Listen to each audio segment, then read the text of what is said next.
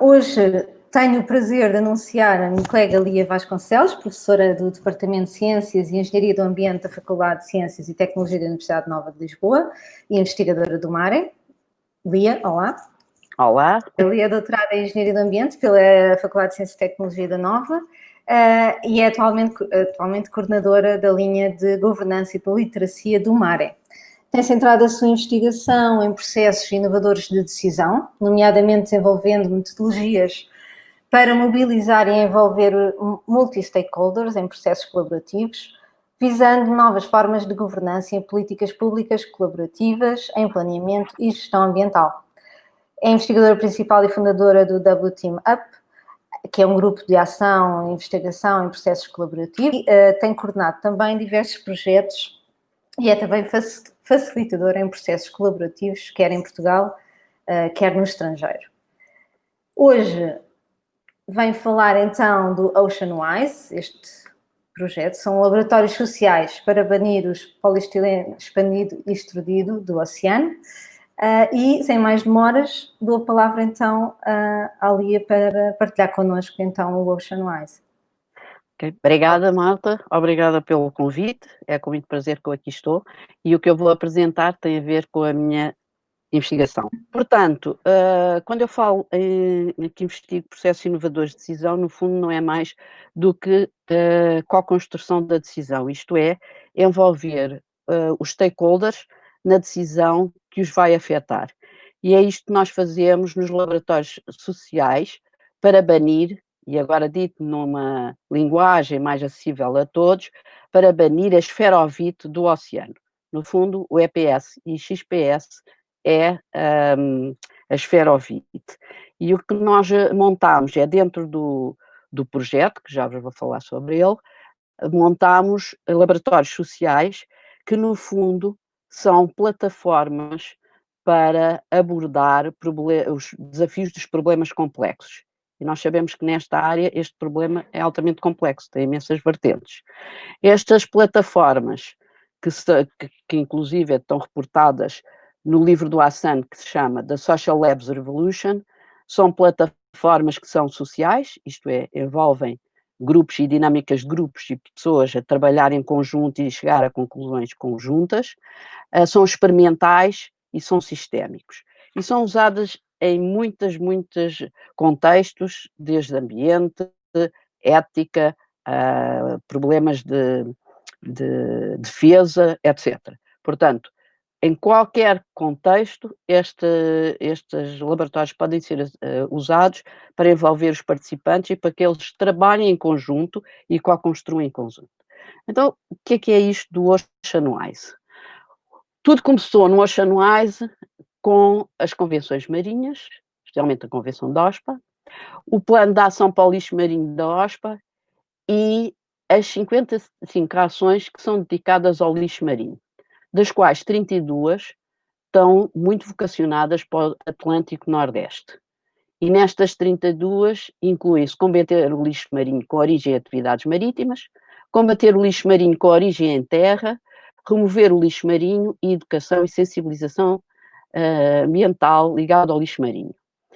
Este projeto foca-se especificamente na Ação 49, que tem como objetivo avaliar a prevalência e impacto do poliestireno expandido no ambiente marinho e articular propostas com a indústria para reduzir o impacto ou propor materiais alternativos. E está muito vocacionada para influenciar as próximas políticas da União Europeia referente a esta temática. O que é isto da esferovite? Como podem ver, tem um impacto considerável na costa. Estão aqui várias imagens de esferovite na costa e no mar, e é um material muito difícil de se degradar. A Estratégia Europeia pós-plástico na economia do mar define a União Europeia, assume um papel de liderança numa dinâmica mundial com vista a travar o fluxo de plástico para os oceanos. E aqui, nesta figura, podem ver os 10 objetos de plástico mais encontrados nas praias europeias. Como veem, também a esferovite faz parte deles. Sabemos hoje que os plásticos descartáveis representam 50% do lixo marinho e, portanto, é uma área que nós temos todo o interesse em atuar sobre ela. Este projeto é um Interreg, o orçamento é cerca de 2 milhões de euros, a duração vai de janeiro de 2018 a junho de 2021, envolve 13 parceiros e 5 países europeus. E os 13 parceiros são Portugal, Espanha, Reino Unido, Irlanda e França. A ideia do projeto é focar-se exclusivamente nos produtos ou usos dos poliestirenos expandidos, portanto na esferovite, com probabilidade a virem a ser lixo marinho. E desenvolver conjuntamente um pacote de medidas de longo prazo para reduzir o impacto do EPS no nordeste do Oceano Atlântico, abordando o ciclo de vida destes produtos. Como objetivos específicos, temos identificar os produtos e os usos do EPS-XPS prioritários, com maior probabilidade de atingir o ambiente marinho, propor e testar opções plausíveis para alcançar melhores resultados ambientais nos diferentes setores, e estas opções vão desde reduzir, reutilizar, reciclar, recuperar ou desenhar materiais alternativos, envolver os produtores e os utilizadores ativamente, desenvolver ferramentas de economia circular para apoio aos stakeholders e propor atualização de políticas e novas boas práticas. A estrutura do projeto gravita à volta da metodologia de circularidade e, como podem ver, existe aqui um hub de conhecimento, onde tem uma série de informação sobre EPS, XPS e as suas alternativas. Um outro componente do projeto é a plataforma interativa de stakeholders, que é sobre o que eu vou me concentrar hoje na apresentação. Depois temos também desenhados Living Labs para caminhar na direção das boas práticas, e nestes Living Labs serão feitos testes e pilotos práticos para envolver utilizadores reais. Conta-se que o projeto produz um catálogo de recomendações sobre os usos do EPS, XPS e alternativas para cada aplicação prioritária para o ambiente marinho e, finalmente, recomendações políticas para políticas públicas e para a gestão e o seu uso. Portanto, um dos objetivos do projeto é criar uma plataforma de stakeholders multissetorial, que é onde nós trabalhamos, e que inclui não só entidades governamentais, mas responsáveis pela gestão do ambiente marinho, indústria, entre outros. Também envolve entidades relacionadas com a gestão de resíduos, designers, economia circular, especialistas de investigação e desenvolvimento, etc. Nós, no projeto, identificámos entre todos quase 1000 stakeholders, portanto 994 stakeholders, como sendo importantes para envolver no projeto, e hoje em dia estamos a ativar a plataforma interativa de stakeholders, que inclui reuniões setoriais, desafios à inovação e os tais Dialogue Living Labs, que são os tais laboratórios sociais que nós temos estado a construir ao longo do projeto e que vos vou falar de seguida. Estes laboratórios sociais estão previstos 4 ao longo do projeto, sendo que os 2 primeiros já ocorreram e estamos neste momento a estruturar o terceiro. O primeiro foi para refinar a agenda, o segundo já foi para produtos, o terceiro para resultados e finalmente serão as propostas finais. No primeiro Dialogue Living Lab, ou seja, o primeiro laboratório social, a ideia foi o que é que nós vamos fazer para conseguir treinar as equipas e conseguir que elas liderem processos participativos, colaborativos, onde as pessoas possam trabalhar. E então optámos por criar uma formação de 2 dias e a seguir esses 2 dias um workshop ou um laboratório social que seria o primeiro do projeto e em que a equipa estaria presente para apoiar e acompanhar todo esse processo e orientar as várias equipes, porque a maior parte das equipas não tinha especialistas nesta área da colaboração e, portanto, isso era absolutamente essencial, que era para depois podermos desenvolver as outras metodologias para os restantes laboratórios sociais e as pessoas, as equipas dos outros países poderem dar continuidade e criar os seus laboratórios sociais nos seus países. Esta atividade decorreu entre março e julho de 2019 e esse laboratório social tinha como mote como podem os plásticos expandidos encaixar-se na economia circular.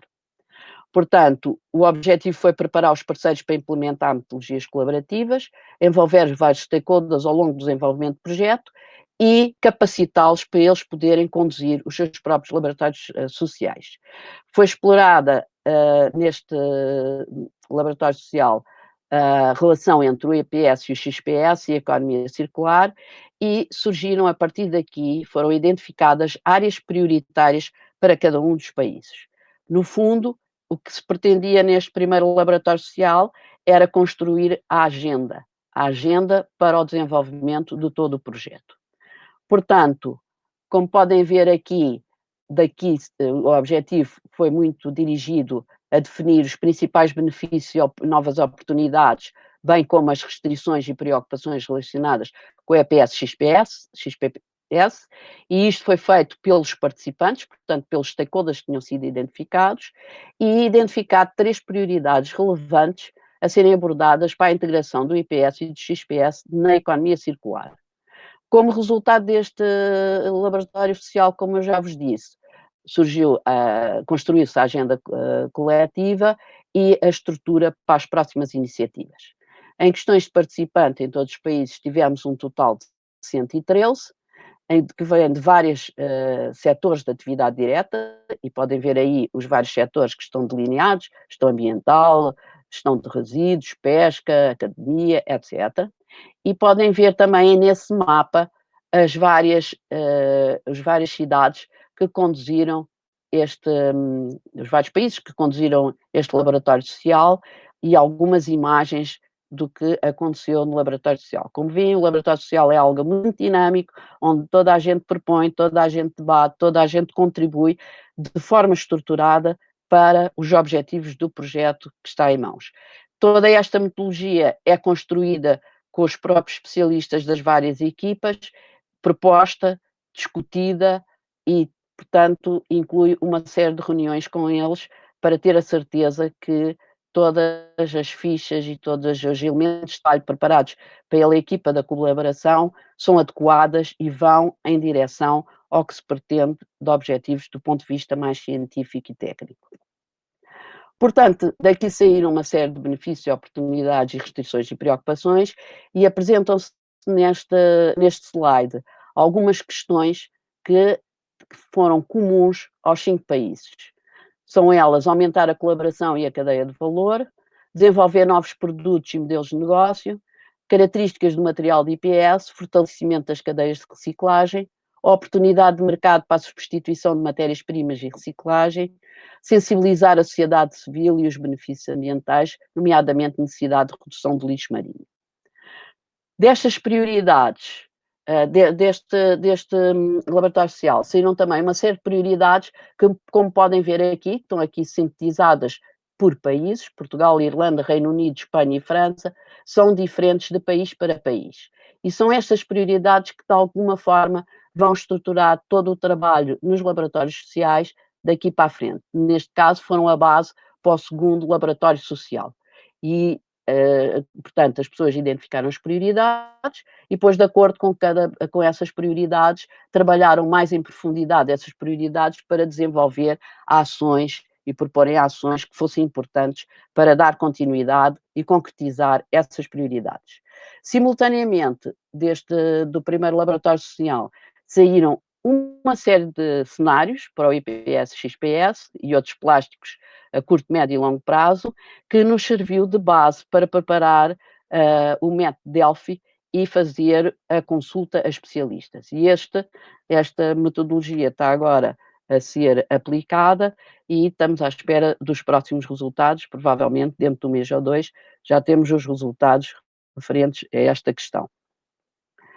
O segundo laboratório social teve a ver com produtos e a ideia era ações coletivas para enfrentar o IPS, XPS no oceano. Este decorreu entre outubro de 2019 e 2020 e foi em Portugal dia 16 de outubro de 2019. O objetivo foi a elaboração de um roadmap para os produtos DPS-XPS com vista a alcançar uma economia circular de 100% e evitar e diminuir a ocorrência dos produtos ligados à esferovite. Cada grupo teve um conjunto de elementos, aqui podem ver os vários conjuntos de elementos que foram trabalhados por cada grupo. Por exemplo, o grupo 1 concentrou-se em como resolver as questões ligadas aos resíduos provenientes de caixas de peixe e marisco. O grupo, por exemplo, 2 concentrou-se nos tabuleiros e embalagens de supermercado. O grupo 4 em material de enchimento e granulado, etc. E cada grupo tinha de apresentar soluções e orientações para resolver as questões dos resíduos que estes elementos produzem. Este Living Lab foi conduzido em 3 países e ficaram 2 pendurados porque apanhámos o Covid no meio. Portanto, Lisboa, Vigo e Brest conseguiram ainda fazer os laboratórios, mas o Reino Unido e a Irlanda não conseguiram. E, portanto, tivemos de criar uma solução de contingência online que não é tão interessante, mas que foi a única alternativa que tivemos para não pararmos com o projeto. Em questões de participantes nestes 3 países, tivemos 83, mais uma vez com a representação de vários setores de atividade que estão direto ou diretamente relacionados com o ciclo de vida do EPS-XPS. Como podem ver aqui, gestão ambiental, sistema de distribuição, legisladores, etc. Como resultado, tivemos um roadmap que identifica os fatores críticos e a fase do ciclo de vida em que concorrem e desenvolvem propostas e sinergias necessárias para ultrapassar esses fatores. Também se apresentou, portanto, também emergiram destes laboratórios as principais questões para os 3 países e elas estão muito relacionadas com estes elementos que aqui aparecem no final do slide, que é a necessidade de um design ecológico e de novos materiais ou o uso de opções compostáveis, a falta de alternativa para materiais que correspondem às vantagens de IPS, baixa produção e preço do produto, sistemas de recolha seletiva e os custos de reciclagem, a necessidade de mais investimento em investigação e desenvolvimento e ainda as questões mais regulamentação para a produção de produtos de curta duração e introdução de ecoimpostos. O terceiro é aquele em que nós estamos agora a trabalhar. Neste momento já tivemos várias reuniões parciais com os outros parceiros para começar a definir quais são os produtos que os técnicos e especialistas consideram importante que saia daqui, e este vai ser um laboratório social mais desafiante, porque vai ser online, e isto já estava previsto desde o início, portanto não é por causa do Covid que o vamos fazer online, só a única diferença é que não podemos fazer presencial nos países ao mesmo tempo que estamos conectados online, portanto vamos também ter de fazer nos países online e, portanto, a ideia é que se partilhe os resultados uns com os outros através de uma ligação permanente que permita fazer os plenários online com todos os países em simultâneo a visualizar as intervenções de uns e de outros. Portanto, teremos os laboratórios sociais locais, isto é, dentro do país, e depois estarão em contacto para as sessões plenárias e apresentação dos resultados nas várias fases do laboratório com os outros países para partilha, discussão de ideias e partilha de resultados. E, portanto, depois devemos ter um final, que será o laboratório social final, onde se fará o wrap-up de todas estas propostas e se informará de quais foram os resultados. Muito obrigada pela vossa atenção.